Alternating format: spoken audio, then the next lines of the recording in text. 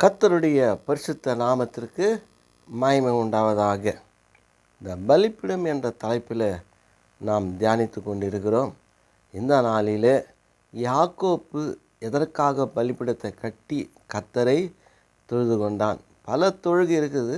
அதில் இந்த யாக்கோப்பை பற்றி நாம் இந்த நாளில் தியானிக்க போகிறோம். ஒரு உதாரணமாக சங்கீதம் 34:4 வரைக்கும் வாசித்தால், நான் கர்த்தரை தேடினேன், அவர் எனக்கு செவி கொடுத்து என்னுடைய எல்லா பயத்துக்கும் என்னை நீங்களாக்கி ரட்சித்தார், நீங்களாக்கி விட்டார். அப்படின்னா ஒரு தேவனை தேடும்போது, கர்த்தரை தேடும்போது அப்போ தான் நம்முடைய பயங்கள் நம்ம விட்டு போகுதுன்றார். ஆனால் எப்போ இந்த யாக்கோப்பு தேடுகிறாருன்னா, அவர் இந்த லாபான் வீட்டை விட்டுட்டு ஊரை விட்டு பெயர்சேபாவுக்கு அவருடைய சொந்த இடத்துக்கு வராரு. அப்போது அண்ணனை ஏசாவை நினைக்கும் போது பயம் நடுங்கி போகுது. என்ன பண்ணுவாரோ ஏது பண்ணுவாரோ. அந்த சுச்சுவேஷனுக்கு தான் அவர் கர்த்தரை நினச்சி கர்த்தரை தேடி, ஆண்டவரே நீர் என்னை ஆசீர்வதித்து நீர் சொன்ன வார்த்தைகள் எனக்கு நிறைவேறும்படி என்னை கைவிட மாட்டேன் என்று பெத்தேலில் எனக்கு சொன்னீரே, அவ்விதமாக இன்னைக்கு என்னை கூட நான் போகிறேன், நீ கிருபை செய்யும்.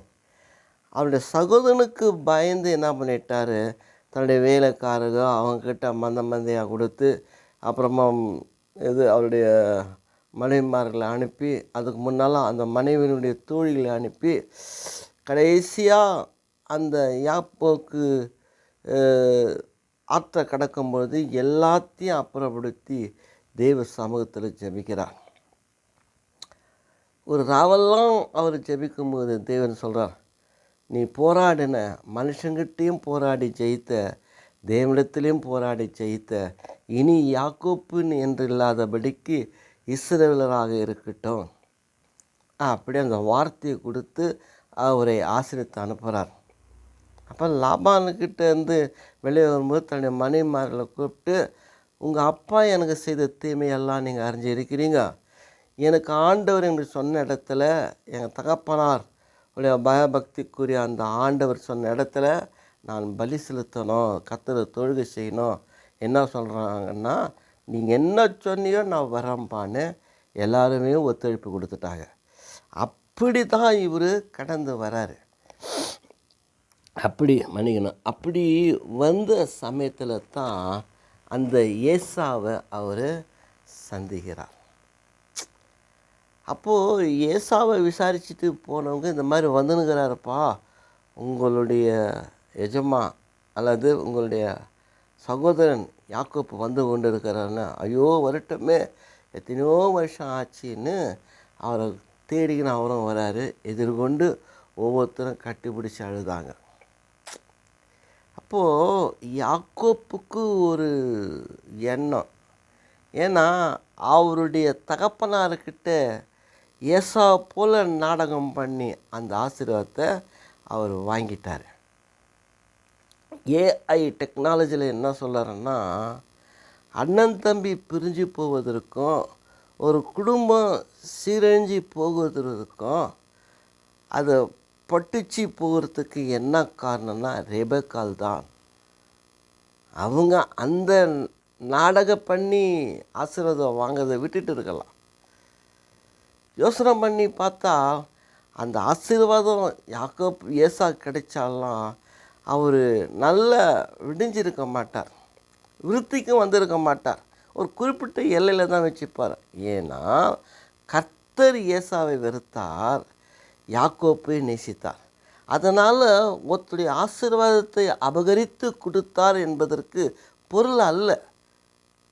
அதனால் அந்த குடும்பத்தினுடைய யாரை தெரிந்து கொண்டாரோ அவங்களை கர்த்தர் ஆசீர்வதித்து உயர்த்துவது தான் தேவனுடைய மகா பெரிய சித்தமாக இருக்கிறது.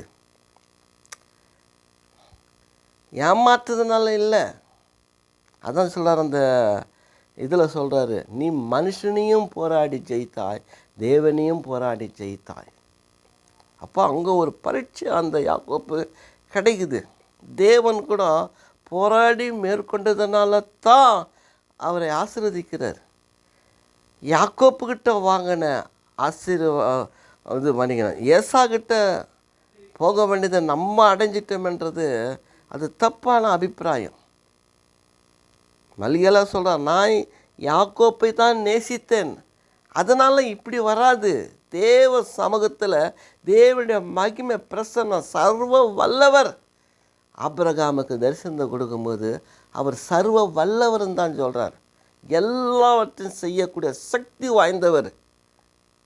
அப்போ யாக்கோப்பை அவர் சித்தத்தின் பிரகாரம் உயர்த்தியிருப்பார், ஆசீர்வதிச்சிருப்பார், அவனுடைய எல்லைகளை பெரிதாக்கி இருப்பார்.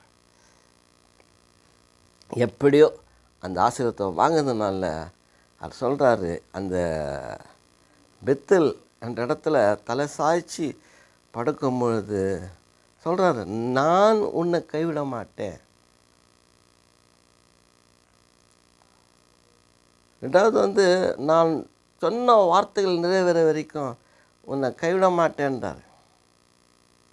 அந்த சொற்பனத்தில் தேவனாய கர்த்தர் பேசப்படும் பொழுது, தேவனாய கர்த்தர் தன்னுடைய வானத்துக்கும் பூமிக்கும் தன்னுடைய ஆசீர்வாதத்தை வெளிப்படுத்தும் போது அதுதான் உண்மையான தேவனுடைய ஆசீர்வாதம். ஏசாக்கிட்டேருந்து மாற்றி நம்ம போய் வாங்குறதுனால அல்ல, தேவனுடைய சித்தம். பூமிக்கும் வானத்துக்கும் மேலே நிற்கிற ஒரு ஏணி கர்த்தர் வானத்தில் ஏணிக்கு மேலே நின்று பேசுகிறாரு, நான் உன்னை ஆசீர்வதிப்பேன், உன்னுடைய சந்ததிக்குள்ளே எல்லாமே ஆசீர்வதிக்கப்பட்டதாக இருக்குன்றாரு. உன் சந்ததியை நான் விரிவாக்குவேன், இது உங்கள் தகப்பனுக்கு நான் கொடுத்த இந்த ஆசீர்வாதத்தை உனக்கும் கொடுப்பேன்றாரு. இதெல்லாம் கர்த்தர் கொடுக்குற ஆசீர்வாதம். அதுதான் பிரியமானவர்களே. ஆனால் கர்த்தருக்கு பயந்து அவன் உண்மையாக உடைச்சதுனால தான் கர்த்தர் அவனுக்கு துணை நின்று அவருக்கு அந்த தரிசனத்தை கொடுத்து, புள்ளி உள்ளவையெல்லாம் அவனுடையதாக இருக்கட்டும்னு அவருடைய மாமனார்கிட்ட இருந்து அவன் வாங்கி கொடுத்த சொத்து. அதான் வெறுமையாய் மாமனார்கிட்ட போனார், இரு பரிவாரத்தோடு அவர் தன்னுடைய தேசத்துக்கு திரும்பி வருகிறார் என்று கேட்டால் கர்த்தருடைய ஆசீர்வாதம். ஏசாப்பெல்லாம் நடிச்சு யாக்கோப்புக்கிட்ட வாங்கின ஆசீர்வாதம் இல்லை, தேவனுடைய சித்தம். அதை நடத்துகிறார் பார் ஆண்டவர், அற்புத காரியமாய் ஆச்சரியமாய் நடத்துகிறது தான் நம்முடைய தேவனாகிய கர்த்தருடைய அபிரிதமான ஒரு செல்வாக்கான ஆசீர்வாதம். அதுதான் அவர் என்னன்றார்னா, ஆண்டவரே எனக்கு கொடு, போகிற இடத்துல உண்ணவும் உடுத்தவும் கொடுத்து என்னை ஆசீர்வதித்தீர் என்றால் நான் என்னுடைய காரியங்களில் உமக்கு நான் தசமபாகம் கொடுப்பேன்றார். அதுதான் நீ கொடு, நான் கொடுக்குறேன். ஏன்னா வெறுமையானவன், அவன் பாத்திரம் வெறுமையானது. அவன் ஒன்றுமில்லாத ஒரு அனாதையாய் அற்பமாய் எண்ணப்பட்ட நிலையிலே அவன் இருக்கிறான். சகோதரனும் இல்லை, சொல்லிட்டாரு, எங்கள் அப்பனுக்கு கொஞ்ச காலம் தான் ஆயுசு, அவர் தலை போடுற அன்னைக்கு இவனை நான் தலை போட வைக்கிறேன்றார். அதை கேட்ட ரெபேக்காள் தான், நீ போப்பா எங்கள் அண்ணன் வீட்டுக்கு, சகோதரி வீட்டுக்கு போன்னு அனுப்புகிறார். அப்படி பார்க்கும்போது தேவனுடைய பிரசன்னம் எப்படி சதுருண்டு போகுது பார். ஆனால் பின்னொரு காலத்தில் அதை சரி பண்ணி கொண்டு போகிறது தான் கர்த்தருடைய வழிநடத்துதல், கர்த்தருடைய ஆசீர்வாதம்.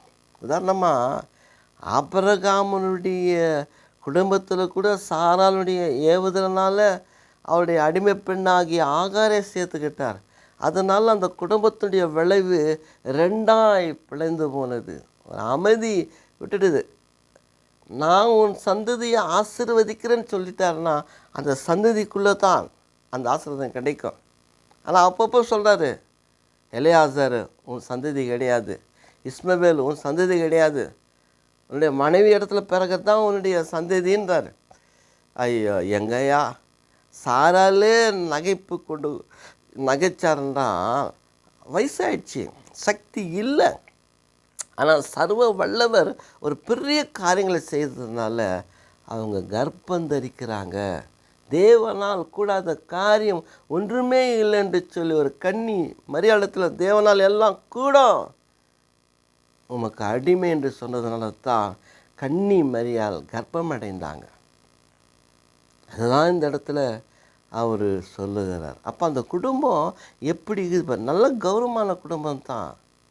கௌரவமான குடும்பத்தில் தான் பிள்ளைங்க தவறு பண்ணிட்டாங்கன்னு கௌரவ கொலை, அது பேர் கௌரவமான கொலை. ஆனால் உடல் ஊனமுற்று இருந்து அடக்க முடியாத கண்ட்ரோல் பண்ண முடியலன்னா கருணை கொலை பண்ணலாம். அதான் ஒரு பக்தியுள்ள பாடல் சொல்லுது, கருணை உள்ளம் இறைவன், அவர் தான் நம்ம கருணை.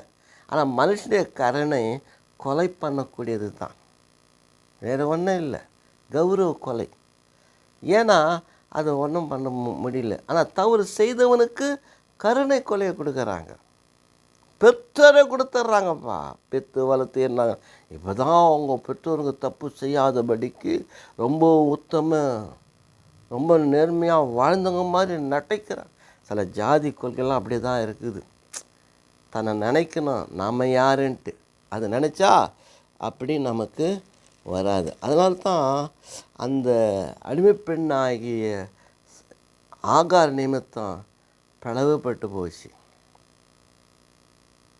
ஆனாலும் கர்த்தர் அதான், உன் சந்ததியை நான் ஆசீர்வதித்து உன்னை பெருக பண்ணி மணலை போல் வானத்தின் நட்சத்திரம் போல் பெருக பண்ணி உனக்குள்ள எல்லா ஜாதியும் ஆசீர்வதிக்கப்பட்டு இருக்குமே அப்படின்னு சொல்கிற அந்த வார்த்தைக்கு இது பேர், அது தான் தேவ சித்தம், தேவனுடைய ஆசீர்வாதம். அதனால் ஆகாரியம் நுழைக்க வேண்டியதில்லை, இந்த ஆபிரகாமி எலியாசாரையும் நினைக்க வேண்டியதில்லை, கர்த்தரை நினைக்க வேண்டியது தான். அதுதான் அதனுடைய சத்திய பொருள். நம்மளோட வாழ்க்கையில் அப்படி தாங்க இருக்குனுங்க, கர்த்தரை நோக்கி பார்க்கணும். அந்த சங்கீதம் 34 அவரை நோக்கி பார்த்த முகங்கள் பிரகாசம் அடைந்தது, வெட்கப்பட்டு போல. நம்ம நினைக்கிறோம் இவங்க மூலமாக தான் ரட்சிப்போகிறோம், இவங்க மூலம் தான் இது நினைக்கிறோம். நான் நினைக்கிறேன் மோசஸுக்கு ஒரு எண்ணம், என்னை கொண்டு தான் இந்த இஸ்ரவேல் ரட்சிப்பாருன்னு. ஆனால் என்னை கொண்டு ரட்சிக்கிறான் இருந்தாலும் கர்த்தர் நம்ம வழிநடத்து, அவர் வழிநடத்த சித்தமாக இருக்கும்போது நமக்கு தானாக கிடைக்கும். நம்ம ஏன் அந்த ஏக்கம் வைக்கணும்? அதனால தான் கர்த்தர் அவருக்கு 80 வருஷம் பாடத்தை கற்றுக் கொடுக்குறார். எகிப்தில் 40 வருஷம், வனாந்தரத்தில் 40 வருஷம். அதில் அவருடைய உணர்வுகளெல்லாம் அடக்கப்பட்டு அது வெறுமையாகி எளிமையான உள்ளத்தில் ஒரு பூமியில் ஒரு சாந்த குணம் உள்ளவனாக அது வருது. எங்கே நமக்கு கூட ஒரு காலத்தில் நான் கோலாத்தங்கவில் பிறந்த வளர்ந்தவன், சித்தூர் பகுதியில், ஆந்திராவில் உள்ள சித்தூர் பகுதியில் ஊழியம் செய்ய ஆரம்பித்தேன். ஆனால் நான் கற்றுக்கின பாடம் தாழ்மை தான். ஏன்னா என்னை அடித்தாங்களோ, என்னை யாராயிலும் ஒரு பிரச்சனை பண்ணால் எதிர்த்து நிற்கக்கூடிய சக்தி நம்மக்கிட்ட கிடையாது. அதனால் யாருடைய வம்புலையும் நம்ம போகக்கூடாதுப்பா, ரொம்ப தாழ்ந்து போகணும். என்ன சொன்னாலும் சிரிச்சிக்கிட்டு வந்துனே இருப்பேன். பல ஆண்டு காலம் அப்படி வாழ்ந்தேன். இப்போ வருது கோபம், ஆனால் அப்போல்லாம் கோபம் வராது. அவ்வளோ ஒரு நிதானத்தன்மையில் தான் அந்த இயற்கையான சுவாபம் நமக்குள்ளே வந்துடுதுங்க. அதுதான் மோசஸ் கூட அந்த வனாந்திரத்தினுடைய ஆடுகளை மேய்க்கும் போது தான் கர்த்தருடைய தெய்வ பிரசனத்தை உணர்ந்து உணர்ந்து உணர்ந்து உணர்ந்து ஒரு பெருமை இல்லாத, ஒரு அகந்தை இல்லாத, ஒரு எந்த விதமான ஒரு ஆடம்பர வாழ்க்கை நினைக்காத, தனியே வெறுத்து ஆண்டவருக்கு ஒரு முழுமையை கொடுத்தாருனால் அதுதான் நம்முடைய வாழ்க்கையில். கிறிஸ்து நமக்காக பாடுபட்டு மரித்ததுனால அவரை நினைத்து நம்மை தாழ்மைப்படுத்தி கொள்ள வேண்டியது தான். எங்கே தெரியுங்களா? குடும்ப வாழ்க்கையில் தான். நான் ஒத்துருக்கு அறையில் புரியல, தெரியல. அப்பா அம்மா இவ்வளோ தான் காட்டிக்கணும், இவனை தான் காட்டினான்னா அவன் போட்டு தாலி கட்டுன்னு போயிடுறான். ஆனால் பிரச்சனை அங்கே தான் ஆரம்பமாகுது. அவனை பற்றி இவளுக்கு தெரியாது, இவளை பற்றி அவனுக்கு தெரியாது. ஆனால் அட்ஜஸ்ட் பண்ணி வாழுற குடும்ப வாழ்க்கை தான் ஒரு தாழ்மையான ஒரு குடும்ப வாழ்க்கை, ஒரு வேகமுள்ள ஒரு குடும்ப வாழ்க்கை, ஒரு ஆசீர்வதிக்கப்பட்ட ஒரு குடும்ப வாழ்க்கை. பெற்றோருடைய ஆசீர்வாதம் எப்பவுமே இருக்கும். மன்னிக்கணும், ஆகவே இந்த யாக்கோப்பு இப்போது சகோதரனை சந்திக்க நடுங்குது அவனுக்கு. ஆஹா, என்னடா யார் இருந்தாலும் ஒரு பயம் இருந்து தான் இருக்கும். நமக்கு கூட அவ்வளோ தாங்க. ஏன்னா அந்த பயம் அப்படியே நடுங்கும். என்ன பண்ணுவானோ, வெட்டிடுவானோ, அடிச்சிடுவானோ, ஆடு மாடுங்கள்லாம் இருக்குது, எப்படி ஏதுன்னு ஐஸு வச்சுன்னு போகிறான். காணிக்கையே கொடுத்துடலாடாப்பா, ஒரு மந்தை போனால் கூட இன்னொரு மந்தை காக்க போயிடும் சொல்லி கொடுத்து அந்த பிளான் பிரகாரம் அவரை நடத்தி கொண்டு போகிறார். எல்லாம் தேவ சித்தம்தான், தேவனுடைய ஆசீர்வாதம் தான். ஒரு மனுஷனுக்கு பயப்பட வேண்டிய அவசியமே இல்லை, அவசியம் இல்லை. அதனால தான் அவர் யாக்கோப்பு ஏசாவுக்கு பயந்ததுனால, எங்கள் ஆதியாகமம் 32:9-10 வாசிக்கும் பொழுது தொடர்ந்து 32ஆம் அதிகாரம் 22, 23 அப்படியே 24, 32க்கும் வாசித்தா தேவனோடு உறவாடுகிற ஒரு நல்ல இது. அதனால் பெத்தேல் ஒரு பலிபீடத்தை கட்டி அவன் கர்த்தரை தொழுகை செய்கிறார். தேவன் அவருக்கு அந்த அற்புதம். எப்படின்னா, கர்த்தர் நமக்கு எப்படி நம்ம பலிபீடத்தை கட்டுவோம் என்று கேட்டால், கர்த்தர் நமக்கு நன்மை செய்யணும், கர்த்தர் நமக்கு ஆசீர்வாதம் கொடுக்கணும். எல்லாத்துக்கும் ஒரு விண்ணப்பம் பண்ணி ஏறெடுக்கிறோம். ஆனால் ஸ்தோத்திர பலிக்குன்னு ஒரு தனி இருக்குது, நன்றி செலுத்துதல், நன்றி கூறுதல். ஒரு பலிபீடம்னா கர்த்தரை ஆராதிப்பது, அவருக்கு நன்றி செலுத்துவது, அவரை புகழ்ந்து பாடுவது. காரணம் நமக்கு செய்த அந்த நன்மைகள் தான். அதனால் அப்புறம் பெத்தலில் போய் பலிபீடத்தை கட்டுறாரு, அங்கே கர்த்தரை தொழுகை செய்கிறாரு. அப்புறமா லாபானுக்கிட்ட சமாதானம் பெற்று அந்த மலை மேலே அங்கே பலி செலுத்தி கர்த்தரை தொழுது கொண்டு சமாதானமாக பிரிஞ்சு போகிறாரு. அப்போது தேவனுடைய சித்தம்னு ஒன்று இருக்குதுன்னா, சமாதானத்தில்தான் நம்ம தாழ்ந்து போகணும். கர்த்தர் பார்த்துக்கிறார், கர்த்தர் கிரியை செய்கிறார், கர்த்தர் நல்லதை செய்வார். அந்த ஒரு மனப்பான்மையில் தான் நம்ம முன்னேறி செல்ல வேண்டியது ரொம்ப அவசியமான ஒரு காரியம். யாக்கோபோட வாழ்க்கையில் அதுதான் நடக்குது. ஒரு ஏமாற்றக்காரன். ஆனால் ஆண்டவர் என்ன சொல்கிறாருன்னா, நான் உன்னை தான் நேசித்தேனார். அவன் ஏமாற்றுறதுனால அவரை நேசிக்கல, அதுக்கு தாளம் போடலை ஆண்டவர். எப்போ கடிஞ்சு உணர்த்தும் போது தான் கடிந்து கொண்ட பின்னால் அவனோட பக்தி விசுவாசத்தில் அவர் ஆண்டவரை தேடி பிடிக்கும் போது தான் உன்னுடைய பேர் யாக்கோபுவானா, இஸ்ரவேலை வச்சுக்கோ. ஏன்னா சகல ஜாதி ஜனங்களுக்கு ஒரு பிதாவாக நீ இருப்பாய்.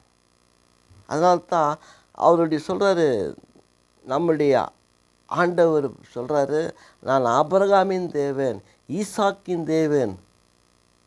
பின்னொரு காலத்தில் வரும்போது யாக்கோப்புடைய தேவன்றார். யாக்கோப்புடைய தேவனை அண்டிக் கொள்ளுகிற மனுஷன் பாக்கியவான். யாக்கோப்புடைய தேவனை தொழுகை சொல்லுகிறவன், தொழுகை செய்கிறவன் பாக்கியவான். காரணம் என்னன்னு கேட்டால், பல விதமான தவறுகளை உணர்ந்து ஜபிக்கிற அந்த யாக்கோப்பை ஆண்டவர் ஆசீர்வதிக்கிறார். வெறும் கையாய் போனவன் பரிவாரத்தோடு வருகிறான் என்று கேட்டால், தன்னுடைய தவறை உணரக்கூடியவன், மனம் மாறி மனக்கசந்து தான் சகோதரத்தில் போகணும்னு நினைக்கக்கூடியவர் தான் ஒரு நல்ல ஆண்டவர். நேற்று ஒரு பிரசங்கத்தை ஒன்று கேட்டேன். ஒரு பிரசங்கர் அவர் பிரசங்கம் பண்ணினுக்கும் போது மனசே வரலையா. ஏன்னா நம்ம ஒரு இடத்துல கடினமான சொல்லுறதுனால பிரசங்கம் வரல. உடனே மெசேஜ் வச்சு, நான் செய்து தப்பு, என்னை மன்னிச்சிடுங்கன்னு அந்த வார்த்தை ஃபோன் மூலிமா மெசேஜ் அனுப்பும்போது இவருக்கு மனசு தைரியம் வந்தது. கர்த்தர் அதை சுத்தமாக்கி அவர் பிரசங்கத்தை தொடர்ந்தார் என்று ஒரு பிரசங்கம், யாரும் இல்லை, அவர் தான் எங்கள் தலைமை போதகர். அப்படி இருக்கும்போது நம்முடைய வாழ்க்கையில் தவறுகளை உணரணும். நம்ம தகப்பனுடைய ஸ்நேகம் ஏசா மேலே இருந்தது, ரெபெக்காளுடைய ஸ்நேகம் யாக்கோப்பில் இருந்தது. அப்போ கர்த்தருடைய ஸ்நேகம் யார் மேலே இருந்தது? யாக்கோப்பு மேலே தான் இருந்தது. அதனால தான் அவர் பேரை மாற்றி திருத்தி ஒரு நல் பாதையில் நடத்துகிற தேவன்.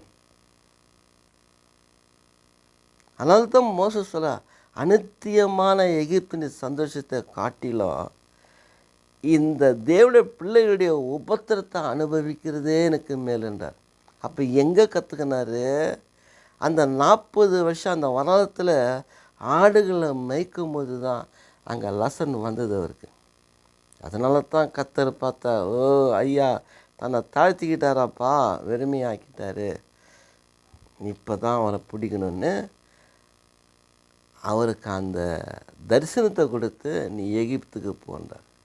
அப்பாரு என்னென்னவோ போக்கு சாக்கு சொல்கிறாரு. அப்போ என்ன அர்த்தம்? ஒரு பயம் இருக்குது அவருக்கு கூட, என்னோட அங்கே அனுப்புகிறாருன்னு. அப்படியும் நீ தாம்பா போன கட்டாயப்படுத்தி அனுப்பும்போது ஆரோன் அவருடைய அண்ணன் துணையாக கொடுக்கும்போது கொஞ்சம் தைரியம் வருது. ஆனால் போக போக போக பெரிய ஒரு தேவனுடைய ஊழியக்காரனாக மாறி அவரை போல் ஒரு ஊழியக்காரன் இந்த பூமியில் கத்தடத்தில் நிறங்கினவன் யாருமே இல்லைன்ற ஒரு சரித்திரத்தை படைக்கிறார்.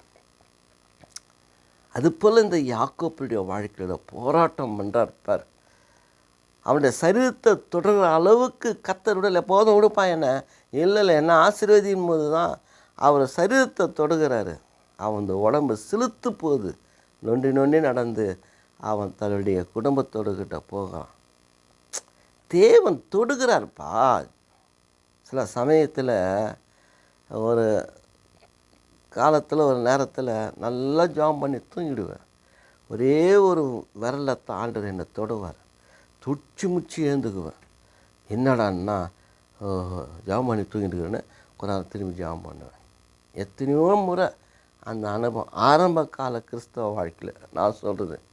இப்போ தூங்கினே இருக்கிறேன், ஜபம் பண்ணி கொண்டே இருக்கிறேன். வயசாகிடுச்சு, எப்படி இருக்குதோ அப்படி. ஆனால் நல்லா பேசுவார் ஆண்டவர், அது எனக்கு தெரியும். அதெல்லாம் யாருக்கும் சொல்கிறது கிடையாது. ஆகவே தேவ சமூகத்தில் அந்த வனத்தில் பாடம் கற்றுக்கொண்டதுனால ஒரு சாந்த குணம் உள்ளவனாக மாறினான். அதே போல் இந்த யாக்கோப்பு தாய் தகப்பனுடைய ஆசீர்வாதத்தினால் அவன் பேர் சேபா விட்டு அவன் லாபான் இடத்துக்கு போகிறாருன்னா அங்கே அந்த லாபான் கொடுக்குற கோலில் 10 வருஷம் சம்பளத்தை மாற்றுறாரு. எப்படிடா வேறு வழி இல்லை, அடங்கி தான் தீரணும், எதிர்த்து நிற்க முடியாது. நம்மளோட வாழ்க்கையில் எதிர்த்து நிற்கக்கூடாது, அடங்கி போகிறது தான்.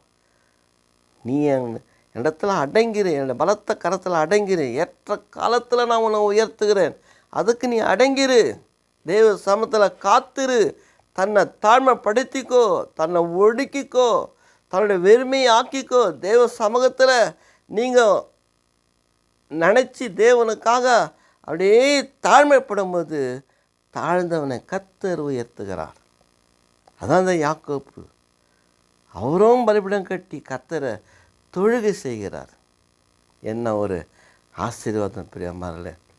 ஆண்டவருக்கு நல்ல செல்வா கொடுத்தாரு. அப்போது அந்த பெத்தல் அவர் பிரதனம் பண்ண மாதிரி தசமபாகத்தை கொடுக்குறார். அதே போல் தசமபாக பற்றி உபதேசமே தெரியாத ஆபிரகாம் மெல்கிசேதேக்கு வந்த பின்னால் அவருக்கு தசமபாகத்தை கொடுக்குறார். கர்த்தர் கேட்கல, அந்த பிரமாணத்தை சொல்லலை, அந்த கட்டளை இடலை. ஆனால் ஆண்டவர் அவரை ஆசீர்வதித்த அந்த ஆர்வத்தினால அந்த காணிக்கை அவர் கொடுக்குறார். கல்தேயர் என்ற பட்டணத்தில் அவர் இருந்திருந்தாருன்னா இந்த மோரியா மலை மேலே ஈசாக்கை வெட்டுறதுக்கு போனார் இல்லையா. ஆனால் அதே கல்தேயர் பட்டணத்தில் இருந்தால் ஆபிரகாம் வெட்டிட்டு இருப்பார். ஏன்னா நரபலி கொடுக்குறவங்க. சுமேரு அந்த நாட்டில் தான் பிறந்தார், வளர்ந்தார். அங்கே தான் அந்த நரபலின்றது உற்பத்தி ஆனது. குழந்தைங்கள நரபலி கொடுப்பாங்க, ராஜா அவன் பெற்ற பிள்ளைங்களே பலி கொடுப்பாங்க, சில பேர் தன்னுடைய பிள்ளைகளே பலி கொடுப்பாங்க, நரபலி. அப்படிப்பட்ட வம்சத்தில் வந்தவர் தான் ஆபிரகாம். நதிக்கு அப்புறத்தில் இருக்கிறவங்க பிதாக்கள் விக்கிரகத்தை தொழுது கொண்டாங்கன்னு யோசுவா கிட்ட சொல்கிறாரு. யோசுவா சொல்கிறாரு. அப்போ அப்படி பார்க்கும்போது அங்கேருந்து அப்போ தள்ளிட்டுப்பார். ஆனால் தேவ சமூகத்தில் வந்து தேவன் சொன்ன இடத்துக்கு போகும்போது தேவன் தடுத்து நிறுத்தினார். அதுதான் அங்கே இருக்கிற ஒரு மிகப்பெரிய ஒரு சத்தியம். சுமேரு நாட்டில் சுமேரு தான் கல்தேயர் பட்டணமாக மாறிடுச்சு.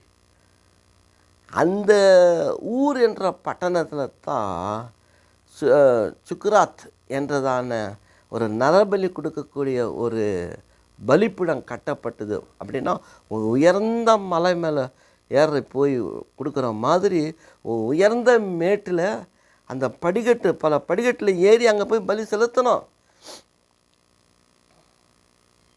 அப்போ அப்படி இருக்கும்போது தேவனாய் கர்த்தர் இந்த ஆபிரகாமை பிரித்து அவரோட குடும்பத்தை பிரித்து கொண்டு வருகிறார்.